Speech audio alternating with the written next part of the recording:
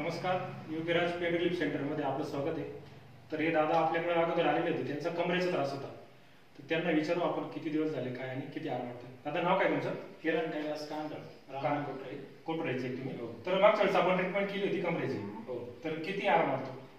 आता भरपूर आराम पडलाय, कारण 3 महिन्यापूर्वी 3 महिन्यापूर्वी केली होती. रात्री झोपताना खूप त्रास व्हायचा. झोपताना त्रास व्हायचा, खाली कमरे खाली विषय घ्यावा लागायचं. पण आता तशी काही गरज काही नाही. गरज नाही. आणि काम पण चालू आहे का? आराम आहे आता? नाही, व्यवस्थित आहे आता, काम भरपूर काम आहे. आणि आज जी आपण ट्रीटमेंट केली ती पोटऱ्यांची.